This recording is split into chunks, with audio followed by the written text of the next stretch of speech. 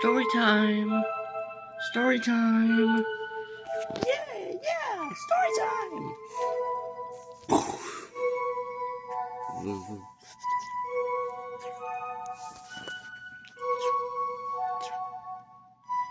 Tell us the story, Mama. Yeah, tell us the story. Yeah, tell us the story. You want the story? Yeah. All right. Let us begin.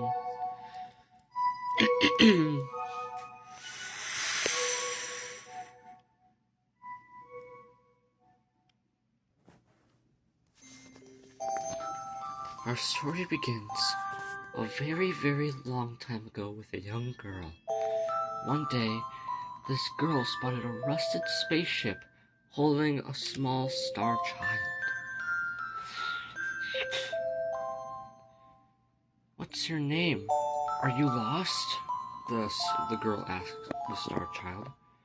I'm Luma. I'm waiting for my mama. She's coming for me on a comet, said the star child, who had been waiting day and night. Don't worry. I'll wait with you, the little girl promised Luma. At nightfall, the little girl borrowed her father's telescope and peered into the sky. She looked and looked, but saw nothing. Hours turned into days and then years, but still the sky revealed nothing. Finally, the little girl sighed and said to Luma, "If we stay here looking for much longer, I'll be an old lady soon." But then she had an idea. "Why don't we go out there and find your mother ourselves?" The girl and Luma fixed up the rusty spaceship, and then the two set sail into the starry sky, and this is how the search for Celestial Mother began. And that is all I'll read tonight. No, read more! Please! Read more! Come on! We've been waiting day and night for this.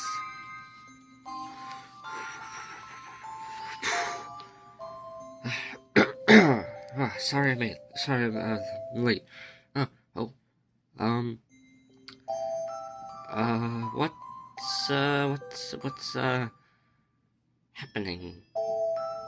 If you mind me asking. Oh, hey Mario, we're just reading a story. Say, do you possibly know where that Luma went that you were holding on to? Yeah. Story time? My favorite. Mario, join us. Oh, okay. Oh, God. Yeah, there we go. Alright, there you go. Alright. Do we want to continue reading? Yes, please, come on. I want to hear the rest of the story. Alright. Chapter 2. Starbits. Days passed, with no sight of the comet or even a single planet. Instead, asteroids extended for as far as the eye could see.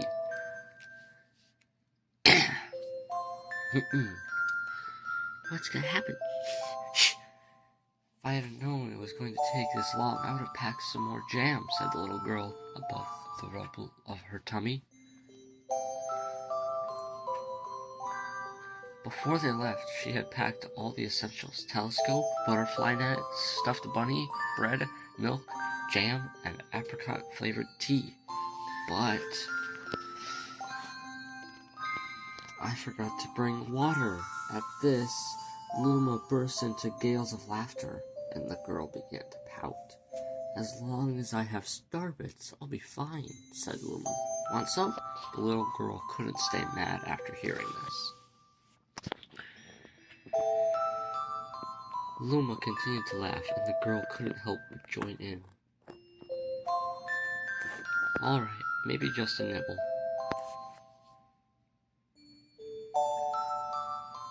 Leaning far out of the ship, the pair began to collect starbits with the girl's net. They almost fell out a few times, but they kept on collecting. The starbits tasted like honey.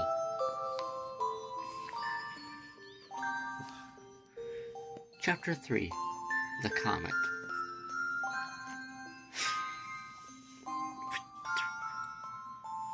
A beam of light pierced through the ship's window. Thinking it was the morning sun, the girl peered through the window only to find a turquoise-blue comet shimmering at her. The little girl shook the sleeping Luma awake and shouted excitedly, "We have to get that comet!" The pair descended on the comet, and they found that it was made of ice.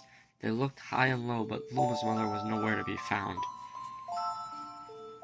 Exhausted, the little girl sat down with a flop, utterly unable to take another step. "Look!"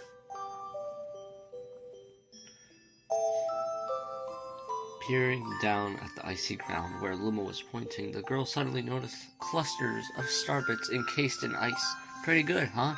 Finding star bits is my specialty," said Luma, beaming. "There's ice here, but it's so warm I'll bet there's water here too." The two decided to stay on the comet for a while. Riding the turquoise comet, the pair continued their search for the Luma's mother.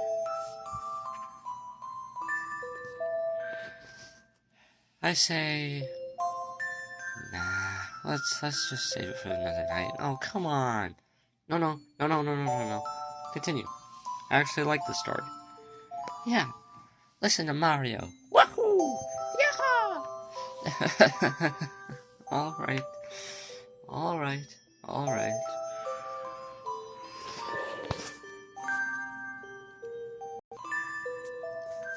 Chapter 4.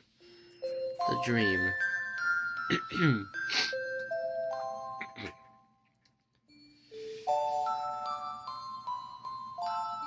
One night, the girl dreamed about her own mother. "Where are you going?" she asked, her mother's retreating back.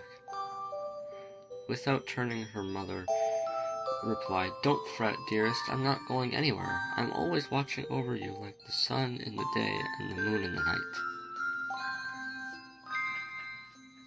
A wave of sadness washed over the girl. "What about when it rains and I can't see the sun or the moon?" Her mother thought for a moment before responding. "I will turn into a star in the clouds and wait for your tears to dry." When she woke, the girl's face was damp with tears. "You have starbits in your eyes," said Luma to the girl. Wiping her face, the girl replied, "These tears are not starbits. I'm crying because I'll never see my mother again." At this, Luma began to cry too. "Mama, oh mama, wah!" The pair traveled through the starry skies, and they encountered many other comets. Not one of them held Luma's mother. Luma was disappointed. Now, Luma, the rain clouds won't go away if you keep crying," the girl said, giving Luma a squeeze. "I'll give you a present if you stop." The girl closed her eyes and said gently, "I'll take care of you." With these words, she felt a small spark in her heart. Chapter 5. Home.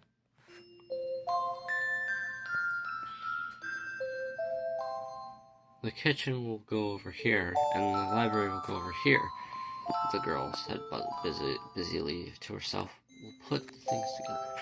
Ever since the girl took Luma under her care, she'd been bustling about at a feverish pace. It's a lot of work, but it's worth it to make a happy home. It turned out the starbits weren't the only thing buried in the ice. There were tools and furniture unlike they had ever seen before. The girl used them to build a home. Looking at the completed house, Luma remarked, "Don't you think it's awfully big for just the two of us?" With a library, bedroom, kitchen, fountain, and gate, it was certainly spacious, but still something seemed to be missing. "If only my father, brother, and mother were here," the girl said wistfully. Indeed, the house was too large for its too small residence. That night, clutching her favorite stuffed bunny close to her heart, the girl fell asleep in the starship. Chapter 6. Friends.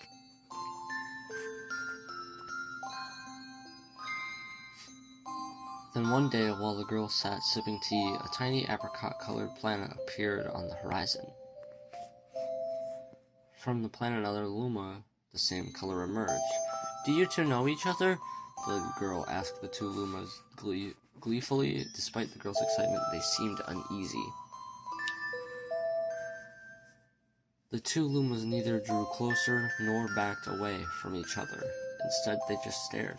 Then one Luma broke the silence. My mama! At once, the apricot Luma parroted back. My mama, my mama. My mama, my mama.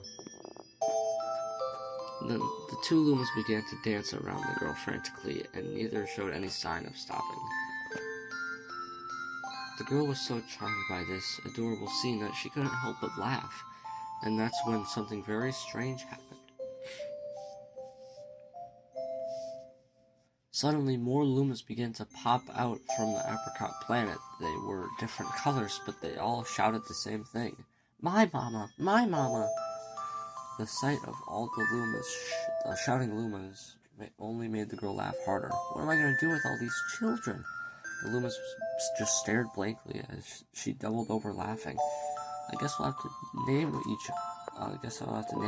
every one of you. Tomorrow, once she had finished naming them all, she would begin moving all the Lumas into the new house. I think we should really stop. No. Princess Rosalina, continue. Are you sure? It's a little sappy. It's fine. Continue. Go on. Alright. Chapter 7. The Telescope.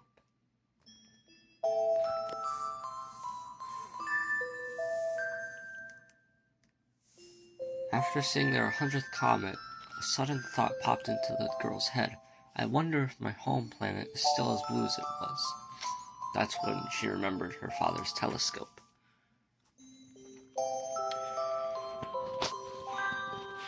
Peeking into the telescope, a tiny blue dot floated into sight. It was smaller than a star.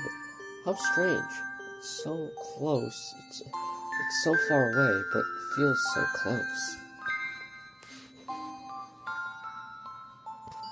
She twisted the knob of the telescope, and the blue dot grew until she could make out a grassy hill dotted with flowers. It seemed very familiar to her.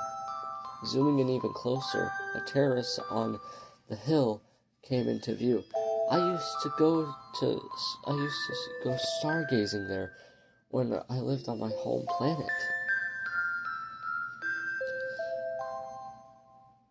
She remembered rubbing the sleep out of her eyes as she followed her father up that hill to look at the stars.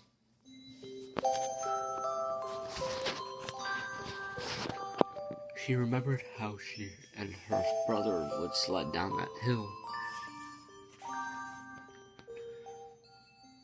She remembered having picnics with her mother on that hill on bright and windy days. And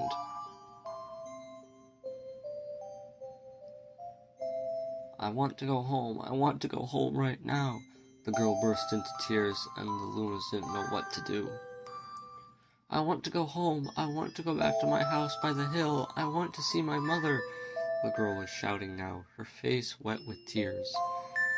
But I know she's not there. I knew all along that she wasn't out there in the sky because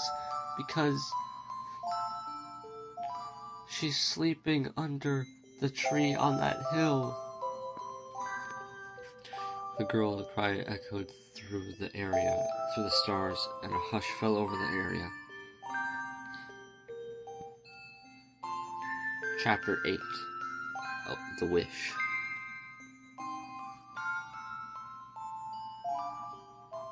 Though usually quite cheery, one day the girl became sad again. Luma drew close and tried to comfort her. Mama, you still have me. And don't be sad about your mama, because she's a part of you. That means she's always close by. It's like me. I love Starbits because they remind me of my mama. No, the girl said, unable to stop the tears. A lonely look flickered across Luma's face, but it was soon replaced with a wide grin. I have an idea. I will transform into a comet, a soaring comet that can carry you all on this journey. With that, Luma trailing bands of light soared high into the sky and just as quickly started to plummet back down. Kaboom! Kablam! The ground shook and a bright light poured out of the crater that the Luma had created. The bands of light twisted together to form a comet tail, and then Luma emerged reborn as a comet. The girl could scarcely believe her eyes. But how? She kept asking. Our destiny as Lumas is to transform into different things, said a red Luma who had suddenly appeared. Stars, comets, planets, we can become all of these things. When I grow up, I want to be a star that makes someone special smile, said a green Luma. A blue Luma chimed in. That Luma had turned into a real cutie of a comet, didn't he?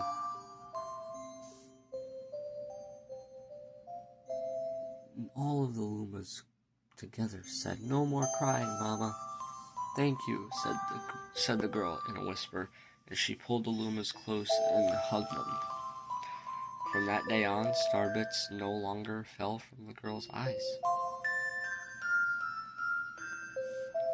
The comet set forth for a girl's home planet, its long tail blazing proudly behind it. Final chapter. Family. Are we really wanting to go on? Are we really wanting to?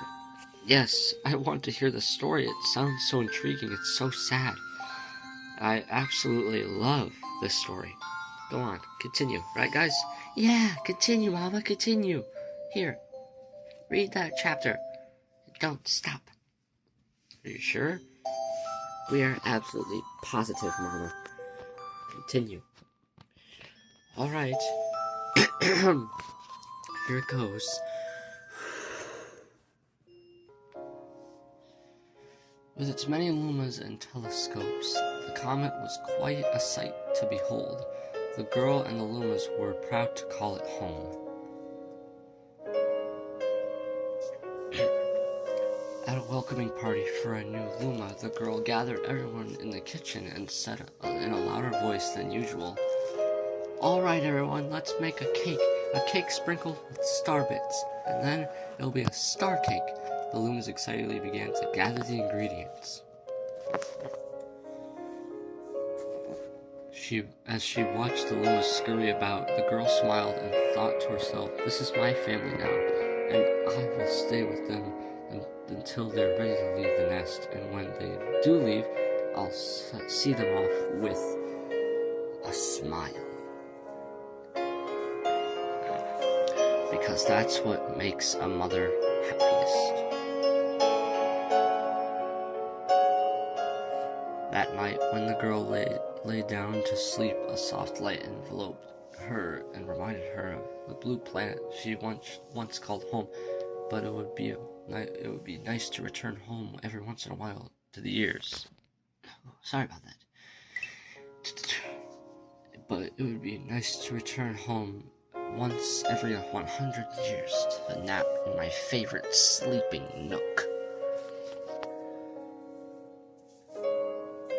The comet carrying the Lumas and the girl continues on its journey to this very day. With more family members and a toad that can be counted, it's said that the comet visits the girl's home planet once every 100 years, its proud white tail glittering in the sky.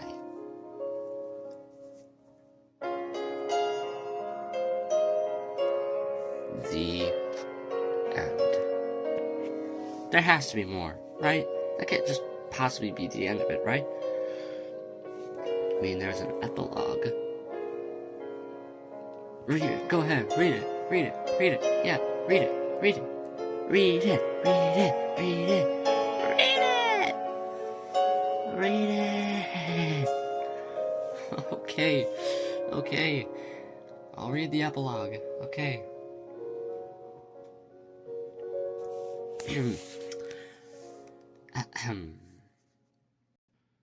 Epilogue.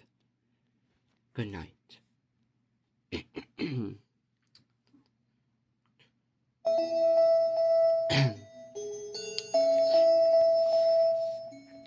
Though it was time to sleep, the Lumas were so excited that even a bedtime story couldn't calm them down. What's this new world gonna be like? I hope it's wilder than the last. Mama, I'm scared. Can I sleep in your bed?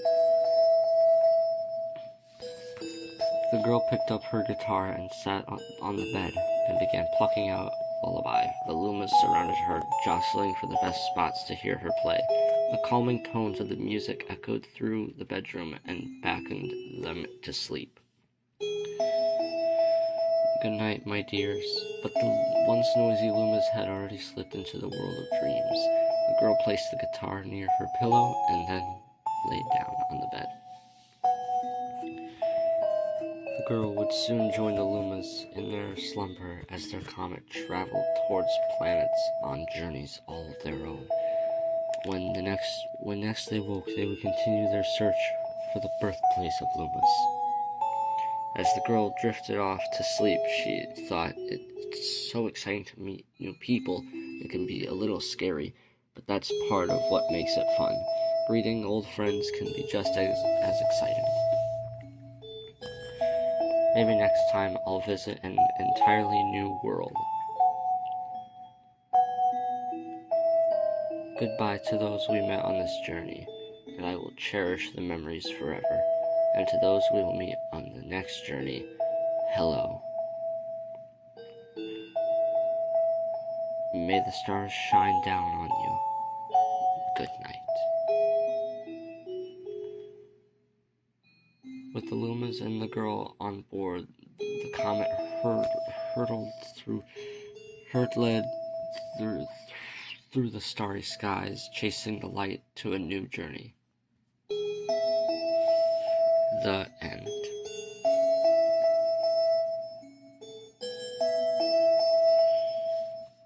That's all.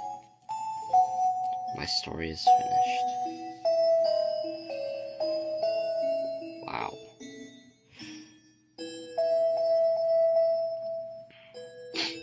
I never know. Wow. So was this journey very scary for you? Oh yes, very. We had many hurdles along the way, but ultimately, we made it through. And every second of the journey was even more fun than the last. Wow. Well, yeah. Pretty much. Wow. You got your own little family. Nice. Well then, I suppose I made the right choice of staying to listen to your story. I suppose so. Well, looks like I'll be off. Luma? Come with me? Yeah. Bye, child. Bye, Mama.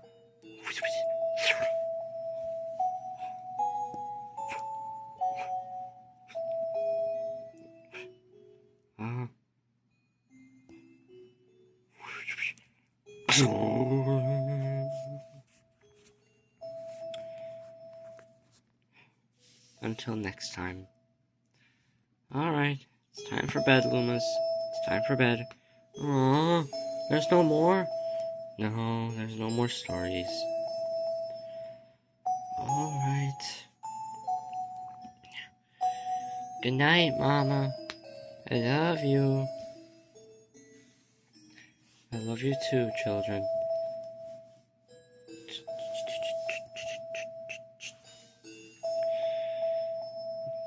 Good night, children.